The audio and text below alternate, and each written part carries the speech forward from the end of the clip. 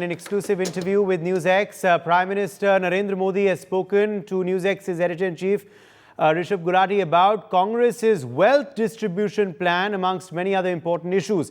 He's reiterated his stance that Congress's manifesto has imprints of the Muslim League, and he also raked up former Prime Minister Manmohan Singh's speech on Muslims having the first right to the nation's wealth.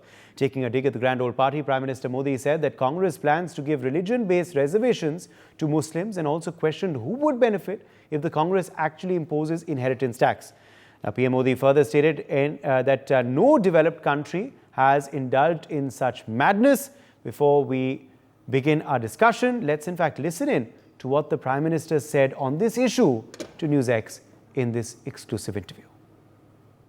अब उनके manifesto में कहा गया है कि अब ठेके में भी आरक्षण होगा, कॉन्ट्रैक्ट सिस्टम में। मतलब कहीं ब्रिज बन रहा है तो ब्रिज किस आधार पर आज दिया जाता है?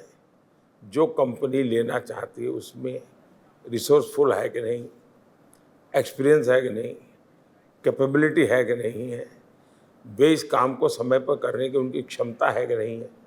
इन सब को देख करके उसको टेंडर मिलता है, तब जाके वो अब कहते हैं उसमें भी हम माइनॉरिटी को आरक्षण देंगे, मुसलमान को आरक्षण देंगे। ये सारी घटनाओं को एक साथ जोड़ करके देखें तो जब ये कहते हैं हम इनहेरिटेंस टैक्स लगाएंगे, मतलब जो भी संपत्ति लेगी तो संपत्ति पर अधिकार किसका होगा? जो मनमोहन सिंह जी कहा था उनका होगा। अगर ये सीधा सीधा पूरा कैनवास पर रखो तो इसका लॉजिक यही निकलता है, ये देश कैसे स्वीकार करेगा? दूसरा, क्या दुनिया के किसी डेवलपिंग कंट्री ने इस प्रकार का पागलपन किया है क्या? Rishabh Gulati, editor-in-chief of NewsX, is joining us now live on the broadcast. Rishabh, this is something that Prime Minister, of course, has spoken about in his election rallies, and he has made a very important point in this exclusive interview on the inheritance tax plan of the Congress party that one of their senior leaders referred to.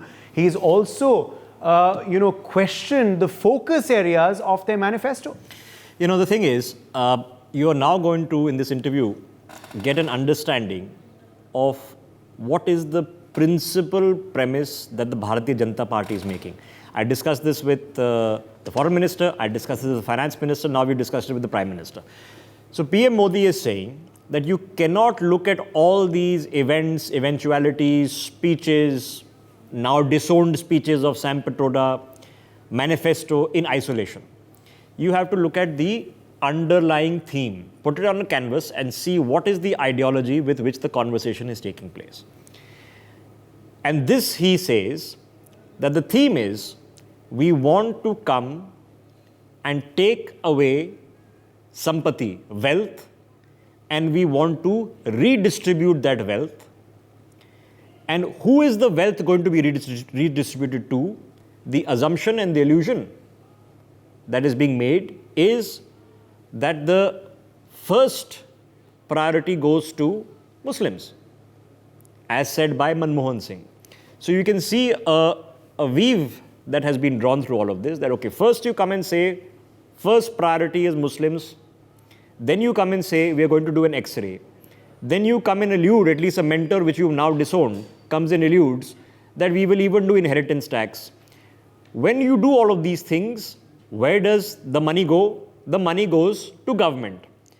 And in government, if in government, you've said the first priority is Muslims. So you're basically saying we intend to take the funds and we intend to redistribute them with the first priority on India's Muslims. Now that is the weaving that is being done. It is of course the Congress party to figure out whether they can continue on the logic that if you ask them what they've said in the speech, they refer to the manifesto. Sometimes when you ask on the manifesto, they refers to the speech. Is there a broad canvas? Is it focused only in the limit point of the manifesto? And he makes this point. He says that if you look at the manifesto, even when it comes to contracts, thekas, even there you want to institute a religion-based quota, that a company will get a contract depending on the religion of the owner. If you're building a project or a bridge or a road, the religion of the owner decides So this is the themology that he's put together. So we are now getting a broad understanding of where the BJP at its very, very highest, okay, is putting its pitch to the people of the country that the alternative to our Viksit Bharat and our form of welfareism, the 80 crore people getting food, the Lakpati Didis, which is also welfareism, and our form of welfareism is different from their form of welfareism because their form of welfareism is inherently communal against the majority. They intend to take away and redistribute, and who with them they go to? Ask Manmohan Singh, he said it. All right. Well, we will be raising 5 big questions and on the debate today. Is the Congress party planning enhanced welfareism or disguised socialism? The big question number 2 is reservation in government contracts a possibility or is it simply madness? Debate question number 3, has the BJP been successful in messaging that the Congress intends to take from Hindus and give it all to Muslims? The big question number 4, does the Congress intend to take from Hindus and give it to Muslims? Is that a fear? Is that a real sense on ground? And finally, who has the most likely to work practical economic model amongst the major parties in the fray in this Lok Sabha election? Joining us now is Dr. Ajay Dua. He's senior economist. He's also former Commerce Secretary, Government of India. Sharad Kohli, former, senior economist, is live with us.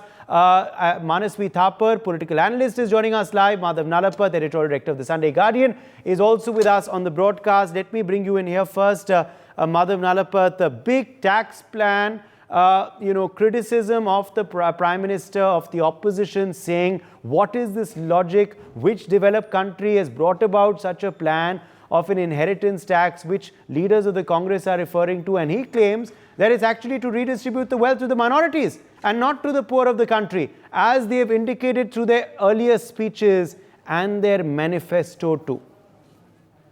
Well, the fact of the matter is that when you have high tax rates, you have lower compliance, you have more black money.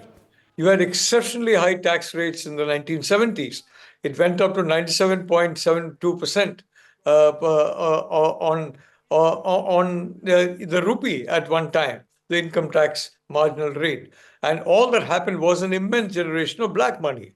You're basically incentivizing people to go in for the illegal economy because you're making it impossible to function in a legal manner. No one's going to function in a legal manner if the government is going to take even half the income that you're making. 30%, I think, is a fair value. 1/3 is fair. Even half is too much. Now, frankly, giving first right to a particular community, look, it is completely against the logic of today's operation of companies. Your joint stock companies. You have people from different religions and people who are shareholders in those companies. How are you going to define a joint stock company? As a Muslim company, or as a Hindu company, as a Parsi company? Are you going to define it as a Muslim company because of the Muslim chairman? It would have a large number of Hindu and Christian shareholders. Secondly, let's say you have a partnership. You have got, say, 3 or 4 Hindus and 3 or 4 Muslims, or 1 or 2 Muslims, 2 or 3 Hindus into a partnership. Is that a Muslim company or a Hindu company? It's a partnership company of like-minded individuals. Now, frankly, it's highly risky to talk in terms of Muslim and non-Muslim and things like that. That is the kind of talk which spurred the two-nation theory. That caused immense grief in 1947 with the partition of India. I think now Article 370 was a relic of the two-nation theory, and unfortunately it's been removed. I think it's completely, first of all, it's unreal. It flies in the face of the way companies operate. It flies in the face of the way efficiencies operate. And secondly, it's very risky. It's going back to the 1920s and the 1930s.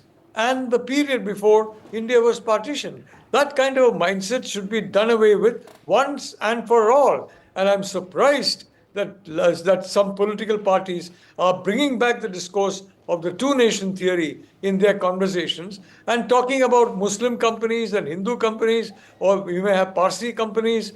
or Sikh companies. I mean, this kind of thing is absurd. A company is a company. That's it, period. And companies have got multiple shareholders. They may have multiple partners. That's it, period.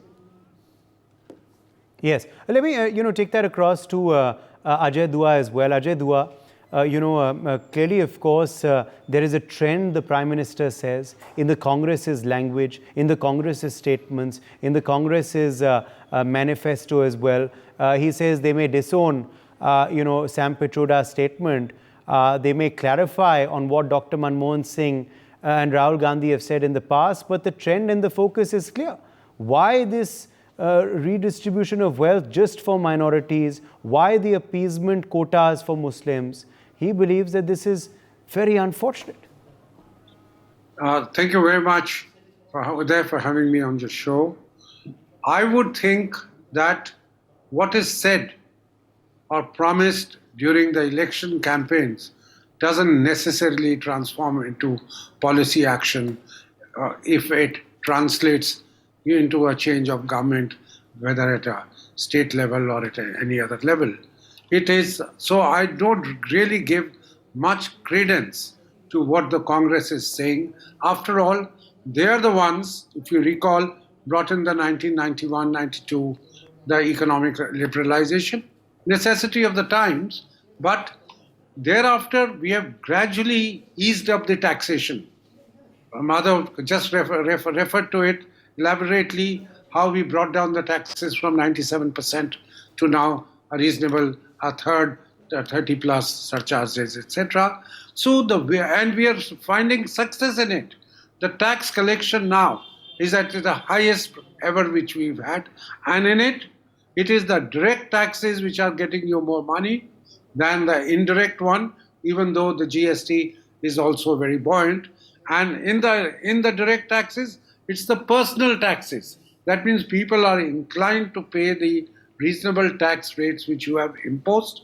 And those tax rates are getting you a higher kitty than even the corporate one about which Mr. Nalapat talked. So I think this system has to continue with minor changes, of course, to suit the time, but no drastic change.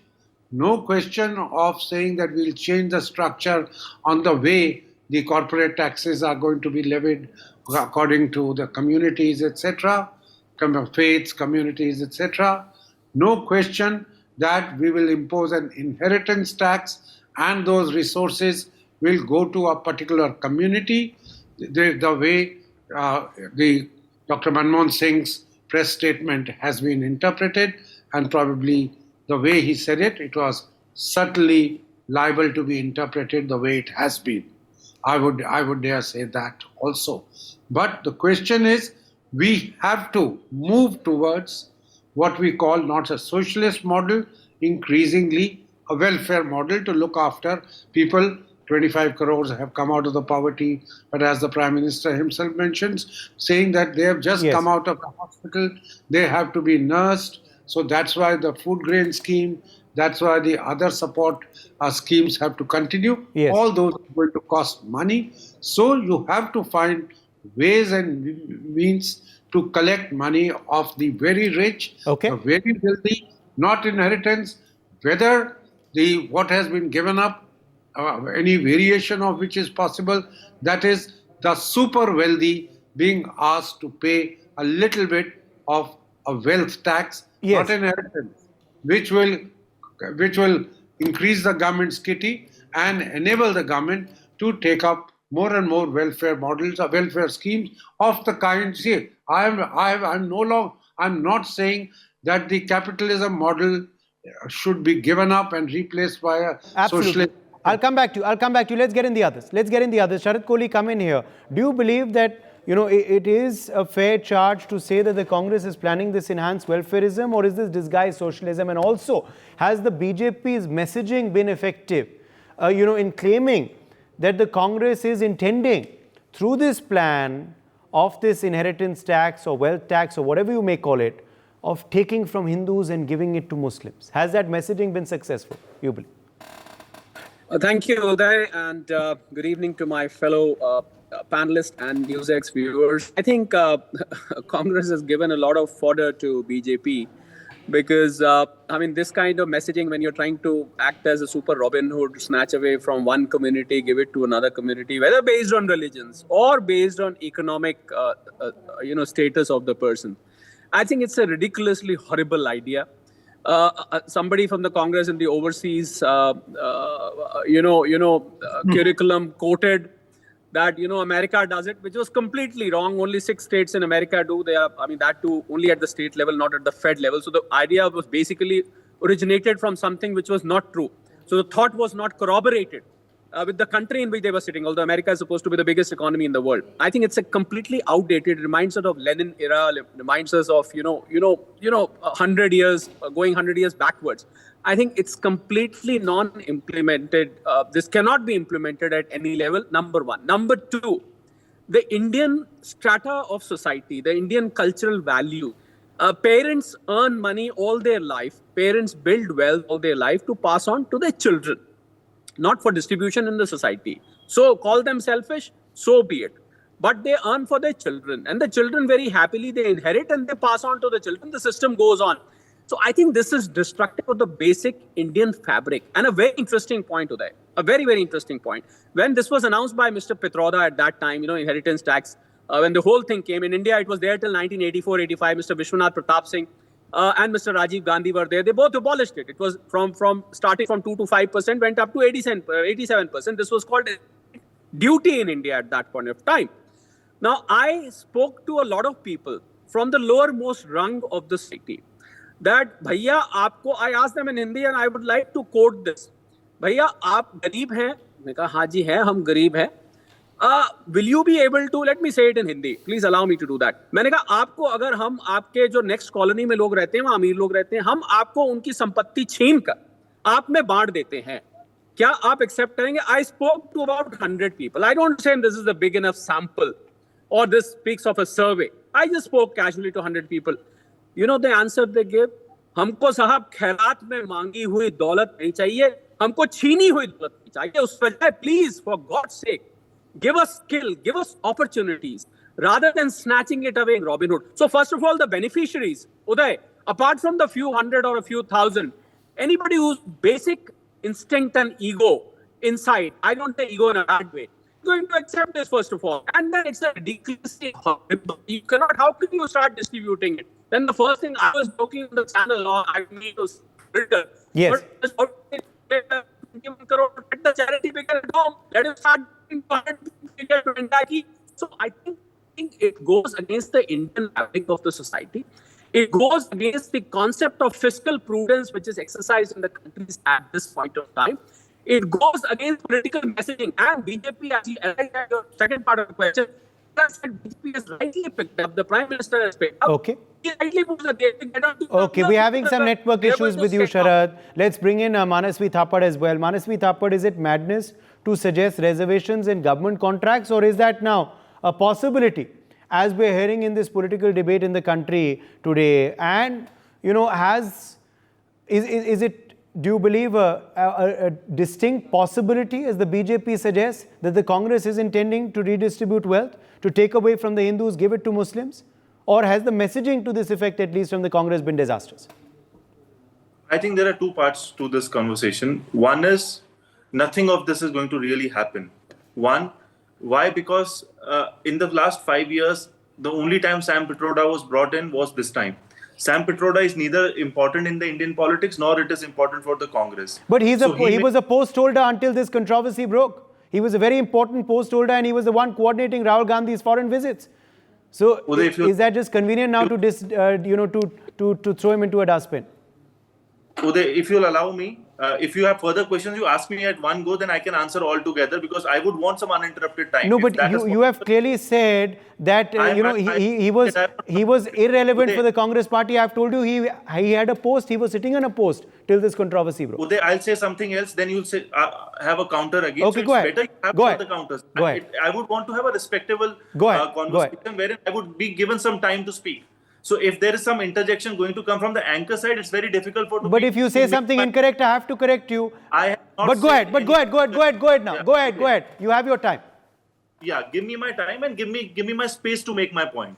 So Uday, Sam Pitroda is someone who's not very important for Congress, not very important for BJP. But in the last 5 years, he was not even brought once. So he made a statement, not in the not in the Indian territory. He made a statement that it has to be done in a YouTube channel or somewhere, which has nothing to do with the Indian context. He would, since he was an overseas some chairman of something wherein he was not in the part of the manifesto committee. He was not even taken into confidence what is to be done. He's not even involved anywhere in the Indian domain of politics. I don't know when he came to India and he's done something. Only thing which I would remember was during the Rajiv Gandhi times he had done something in the telecom industry. Apart from that, I don't think his contribution in India is very large and he has to be believed. So what happens here is the food of thought, a statement made by Sam Pitroda after post that he was forced to resign or he resigned himself, whatever the matter is. But that's not part of the manifesto. That's not the conversation of Rahul Gandhi. That's not the conversation of Kharge. That's not the conversation of the party as of now. That's not the line of the party. But this is very important in the political game. So why is it important in the political game? As this statement was made around 15-20 days back, but even today it is relevant because BJP does not want the statement to die. It wants to have a discussion that your wealth would be distributed, your Mangal Sutra would be taken by, your wealth would be given to Muslims, which has not been the case. I'll tell you why. Congress has been in power since last 75 years, 65 years they have been in power. If they would wanted to do that, we would not been there. It would have been the Muslims who would be the richest Indians everywhere. That's not the case. So the reality here is this looks politically very in the good of the conversation. But economically, it will not make sense. And on the contrary, it will take the country down. Okay. Now, you, of course, have disregarded Sam Pitroda, but the BJP very quickly, Manasvi, to add now, and you can counter it. You can counter it. You can counter it. Let me. You have to allow me an intervention, and then you can speak what you have to, and you can counter this as well. They've cited 3 examples. So you've disregarded Sam Pitroda. I've told you he was in a post, but fair enough. You've disregarded him. They've cited Dr. Manmohan Singh's statement, as you must have heard. They've also pulled out an old speech of Rahul Gandhi, where he's also suggesting something to this effect, and he is a former Congress president. Now, this is very important. Now, this is a very logical thing also. While the statement was made by Prime Minister Manmohan Singh, and the release of the press release was completely different, but the statement was there. So this went on the completely negative side of the Congress, and Congress could not take things back in their control after that. So my point is, their speech is one part, their conversation is another part. Then there is our policies. Tell me, in last 65 years when Congress has been in power, they have given something to Muslims in a quota wherein, like Professor Nalapat said, a Muslim company, a Hindu company, a Parsi company, and that way we have seen reservations in companies and companies getting benefited because they are Muslims or they are part of some religion, caste or creed. That's not been the case. So pulling out interviews, pulling out information is good for the political part of it. Congress understands it very well, and Prime Minister Manmohan Singh understood it very well, that he's an economist. He did not do any blunders in terms of religious distribution of wealth in our country. He was there for 10 years, and if that would have been the case, the parliament would have thrown him out of the parliament immediately. Okay, why do fear-mongering, says Manasvi Thapar, this is all untrue, Sam Pitroda is not important or relevant, and Dr. Manmohan Singh's statement has been taken out of context. If he wanted to do this, he would have done it when he was Prime Minister. Why take it up now? Professor Nalapat, your response.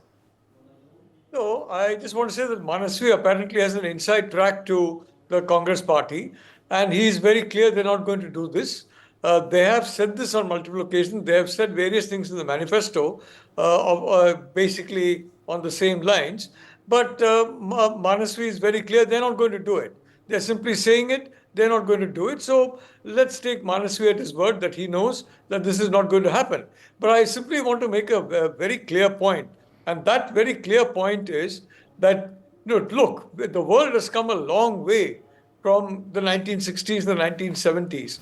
The world has come a very long way from the 1980s, very frankly, where there were attempts at reform. And may I point out about the 1992 reference to Narasimha Rao. Narasimha Rao was bitterly opposed by Sonia Gandhi, by Arjun Singh, by N.D. Tiwari, for precisely the kind of reforms he carried out. precisely those reforms, he was publicly roasted and opposed by these people. And they formed a rebel Congress, and that ensured the defeat of the Congress in the 1996 election. So, I mean, look, I am taking them at, all this. I mean, now there's a resurrection of Narasimha Rao minus Narasimha Rao. They're talking of Congress having done reform in 92. Narasimha Rao is not mentioned. Right. But Narasimha Rao, frankly, even when he passed away, he was not allowed entry into the AICC headquarters. Okay. He was on the pavement until he was taken to Andhra Pradesh. Okay. So quite frankly, Manasvi, please, let's go back to our history. Let's not judge history from the last 10 years or 15 years. Let's judge history for the last 7 years. I'm out of time. 10 seconds. Manasvi, yes, 10 seconds. I feel I don't have any insights from the Congress political party, but what I feel is no prudent political party would mess with the Indian economy at this juncture. Why? Because we are the third largest economy and we are going to be the first largest in the next couple of decades, and we can't do that. It's impossible. Any prudent political party would not even venture it. It's only political drama, like 15 lakhs came in our accounts, like 2 crores were given to us. Absolutely. Voters are going to be making up their mind on who they believe, which party has the most prudent, practical economic plan. And it's good that such issues are also now being debated in our ongoing election discourse. We leave it at that. My thanks to all of our guests for joining us. For more such videos, subscribe to the NewsX YouTube channel, hit the bell icon.